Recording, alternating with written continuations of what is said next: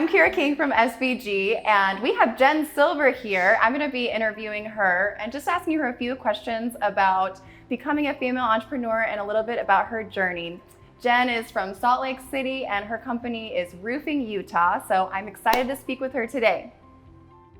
Hi, Jen. Hi, Kyra. How are you? I'm great. Thank you so much for being on today. Thank you. I was hearing a little bit about your story earlier, and it's fascinating. And there's just so many parallels, even with me, and I'm sure a lot of women who have ever been through divorce or have been, moms, and all the things we go through, and starting a business. So I'm just really curious to know a little bit more about that.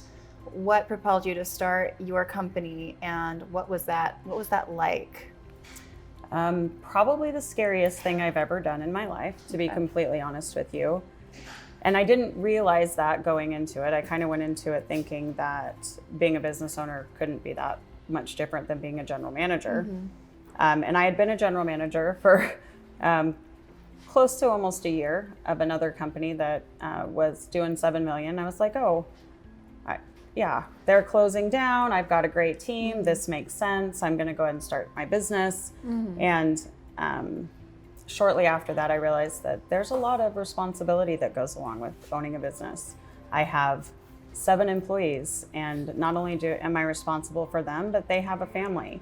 And I have single moms that are on my team. Mm-hmm. And that's a completely different thing to be responsible for than when you're a single mom, right? Yeah. And what that feeling is like of having to be the only provider of your family. And so it took a lot. It took a lot of pushing through fears, pushing through self-doubt, trying to reprogram myself as to what I thought I was capable of, to become a leader and guide the team in a direction where we could be successful. And I think we can all face it. There's a ton of roofing companies, right? Like, it's not like it's an innovative industry where I'm the first one. Mm-hmm. So how do you differentiate yourself? Mm-hmm. How do you brand yourself?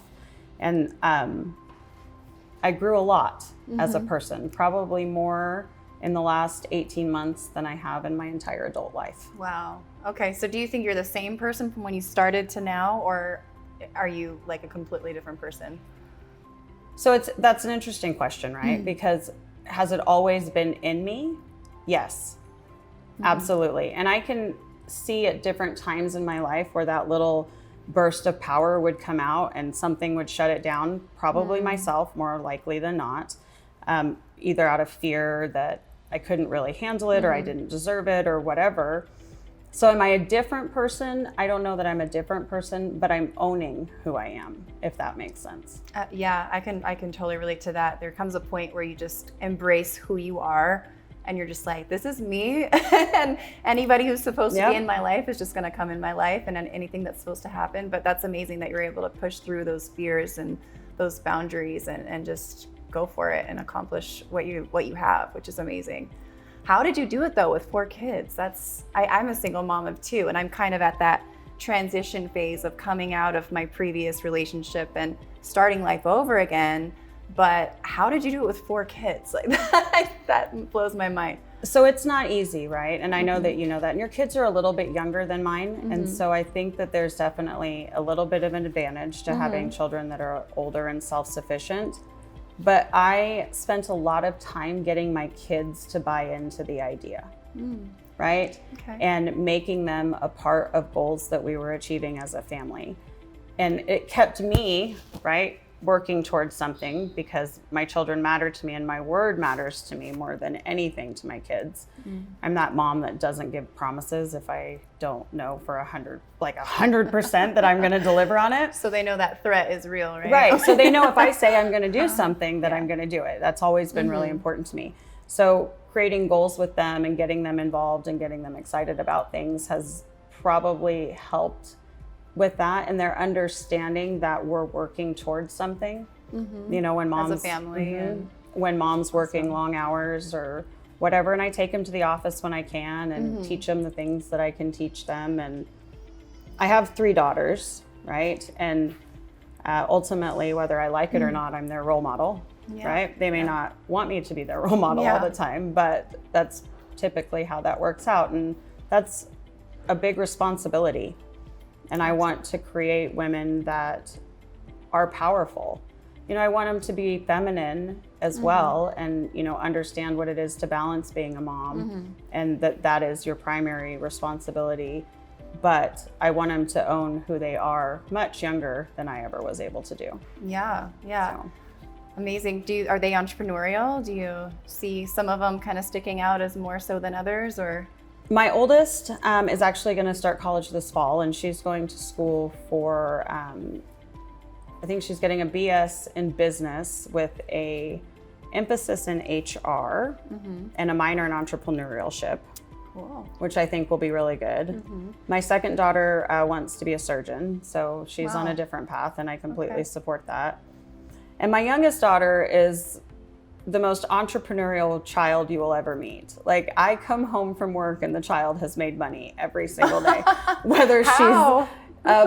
She's had a dog walking business in the neighborhood where she knocked doors and went around and walked people's dogs and made money. Wow. She made a lemonade stand, and then the neighbors down the street made a lemonade stand. So then she had to go to Fresh Squeeze Lemonade because she had to just do it just a little bit better. I brought her to work last week, and she created a candy shop and sold candy and made like $50 at Well, you're work. doing something right, Mama. I guess so. I don't know. I think she's going to make way more money than I will just because of who she is. So amazing. Let's go back to that feminine, balancing that energy, because I feel like as a female entrepreneur and someone who's really ambitious, we can get into that masculine energy, and that feels really good.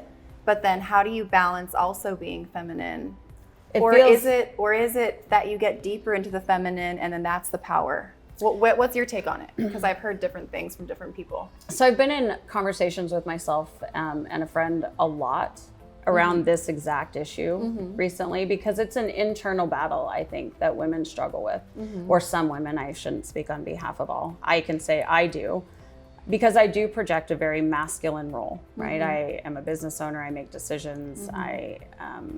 I don't have the ability to be emotional at work. You know, everything has to be. When you have something to do every day, you can't kind of ebb and flow with life like how we kind of feel like we want to do. Right. So. But you lose that feeling of being a girl, right? And then when you're a single mom on top of it, you go home and you're still in the same role. You're the provider, you're the disciplinarian, you're everything.